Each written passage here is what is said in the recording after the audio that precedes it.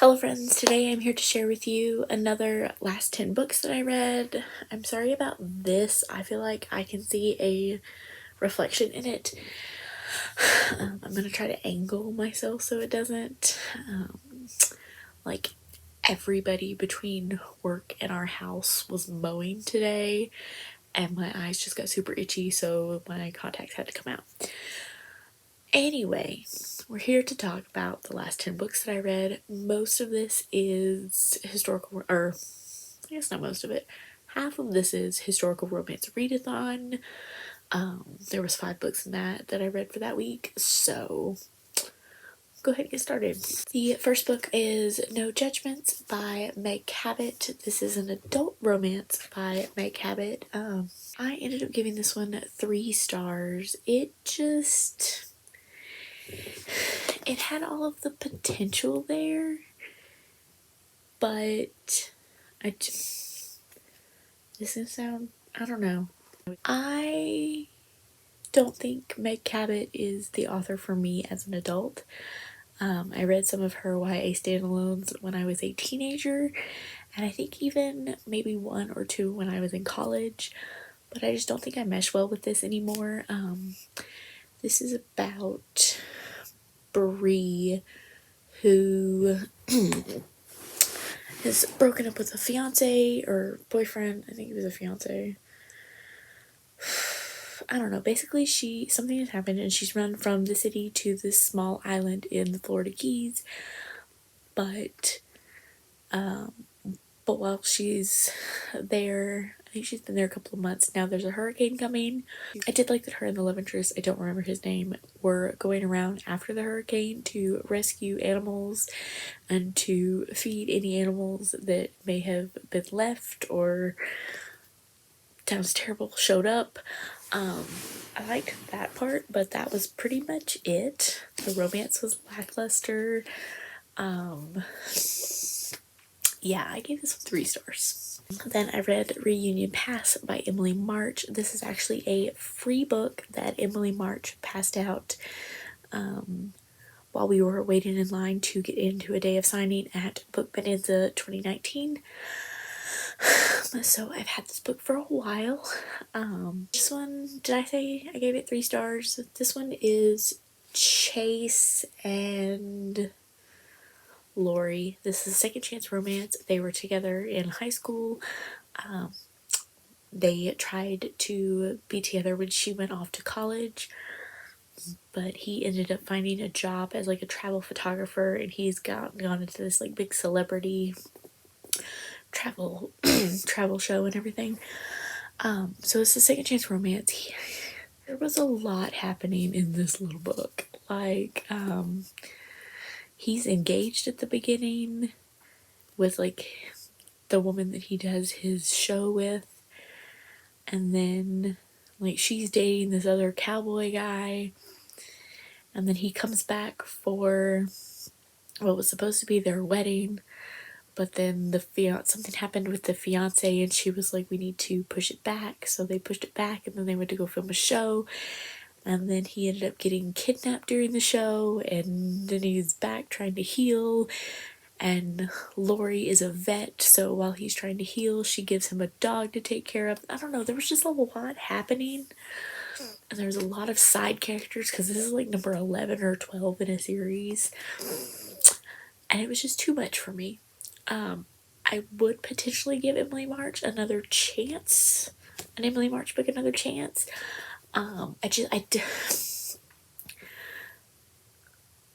11 or 12 is too many people in a series for me, especially I think going into the series at that number, that's too much.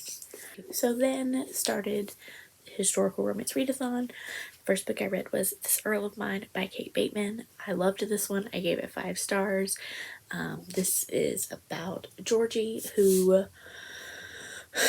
she wants to get married to somebody who's going to die in prison, so she wants to be a widow so that she can keep was it a shipping business?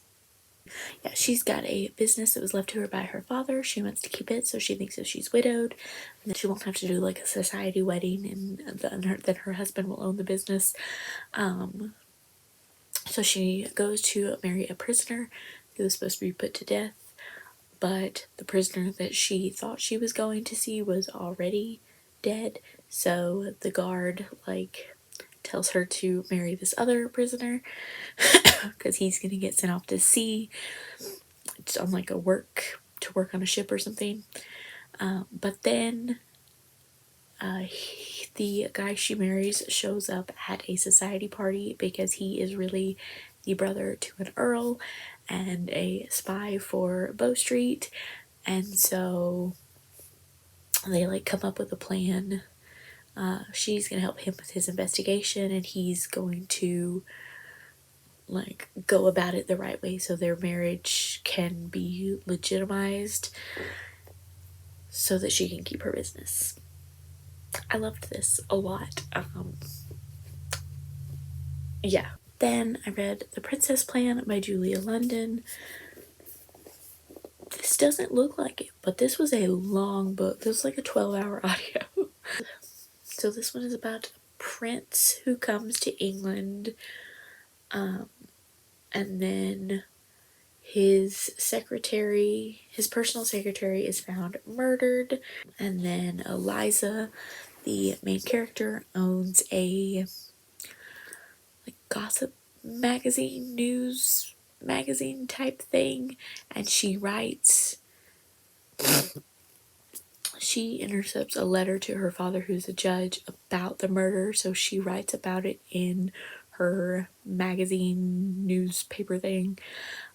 So the prince enlists her help in solving who killed his secretary, and I was just kind of bored with it. I don't know. It just didn't ever. Nothing about the murder mystery really enticed me. I liked the main characters better as a team rather than a couple. But yes, I gave this one 3 stars. It was alright. Then I went back to the Kate Bateman series and read To Catch an Earl. This is book 2. This one is Alex and Emmy. Alex is part of Bow Street. He's a spy. Well, I don't know.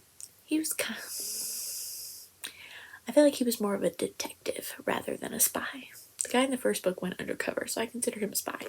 This guy, I feel like he's just more of a detective. Anyway, he is trying to find this jewel thief, but Emmy is actually the jewel thief. The thief started out as her father, but he passed away, and then her and her brother get blackmailed that somebody will release the identity and shame their family if these certain jewels aren't retrieved, and Emmy volunteers to do it because it's the French crown jewels or something, and she feels like that they belong in France.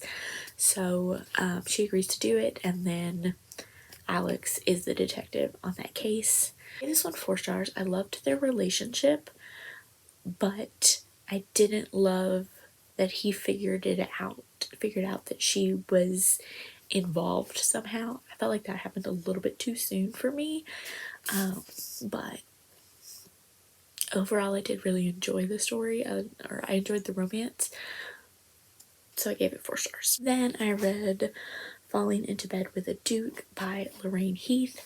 I gave this one 3 stars. This one is about Minerva, who has decided that she's just going to be a spinster. So she goes to a club to lose her virginity. It's a club where the women are masked, so nobody knows their identity, but the men can be masked or unmasked.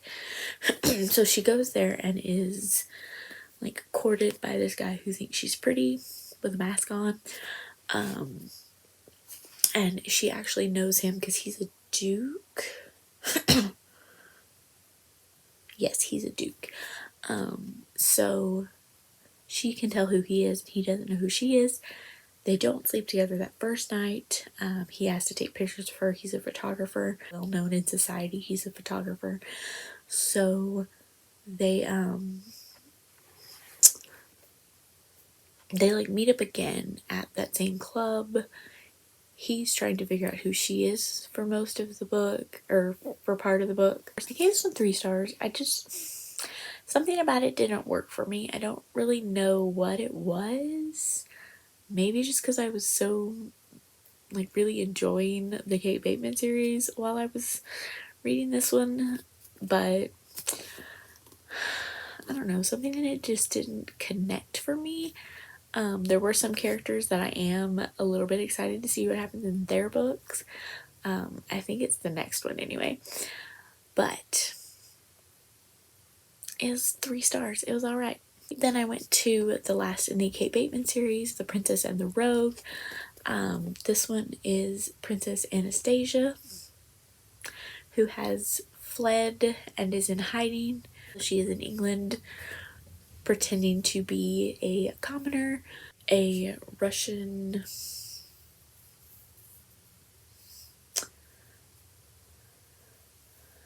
I don't know, there's a guy from Russia who's like looking for her. He had some type of military rank or royalty rank, I don't remember which one, but he's looking for her because he is saying that he was engaged to the princess, and he basically assaulted her and was trying to like force her into a marriage. So she's in hiding. And then Sebastian is the Bow Street runner, or yeah, Bow Street agent. He offers her protection. She is like the companion to his great aunt or somebody. So he offers to protect her, and then realizes that he doesn't realize she's the princess for a while. So they, it's like a forced proximity thing because she's basically living with him so that he can protect her from this other guy who's saying that they're engaged and they aren't. I really liked this one a lot too. I gave this one 5 stars as well. I think the first one is still my favorite in the series, but I did really, really love this one. And then, y'all, thank God for audiobooks, because this was on, I want to say it was on my March TBR, and I like read a couple of chapters and then put it down and never pick it back up until I got the audiobook for it, and I finished Rich People Problems, the Crazy Rich Asians series by Kevin Kwan. This is book 3 in that series. I read book 1 when the movie was coming out, and then I read book 2 pretty close after it, and then just now got to book 3. So I did end up giving this 4 stars. There's just a lot that happens in this, and I think I mostly gave it 4 stars because I'm done with the series. This one, it's about rich people. It's about rich people in Singapore and the US and London. And I don't know, they're like scattered all over the globe. But I almost have to read these as more of a fantasy rather than a contemporary because of all of the outlandishness that takes place. But I am glad to have read the series, but I am also glad to be done with the series. So, and then I started a series reading vlog, which you'll probably be seeing the next video after this. I started the O'Malley series by Katie Robert. This is book 1, the Marriage Contract. Sorry, I was reading the title for book 2. Wait a minute. Anyway, book 1, The Marriage Contract. This one is T and Callista. They're both in rival mob families. This takes place in Boston. They're both in rival families. At the beginning, Callista is being forced into an engagement and she wants to meet her fiance. So she goes to the like club that his family owns and sees him assaulting another woman. So she shoots him and kills him. And so in the like aftermath of that, she is promised by her father to the O'Malley family, and Teague is the brother that is picked. So they it's a forced engagement, but they spend time together and then like hook up and elope on their own without the forced marriage thing. I don't know how to explain this too much because all of the books in this series are super connected in like a backstory other than the romance. So if you want to know the backstory for the romance, that'll be in my reading vlog. But it's a forced engagement that becomes real before it becomes a forced marriage. I don't know how to describe it. I don't know if I'm making sense, but what did I give this one? I gave this one 4 stars.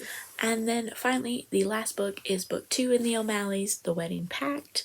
This one is Kerrigan O'Malley, the oldest sister, and then James, who is, again, it's all interconnected. The fiance that the girl in book 1 killed, he's the brother that's had to take place as the head of his family because his older brother is dead. So he's the younger brother of that fiance, and he's trying to more legitimize the family than his brother would have. So Kerrigan goes to him because she's being forced into a marriage with this other man. So she goes to him because she's really drawn to him for help, and they end up kind of sneaking around for a while, and then I don't know how to describe this series without spoiling it. This one is a forbidden romance because they're rival families. I'm trying to be super vague here now. I gave this one 5 stars. I absolutely loved this one. So those were the last 10 books that I read. I don't know what else to say. Thank you guys so much for watching, and I will see y'all next time. Bye.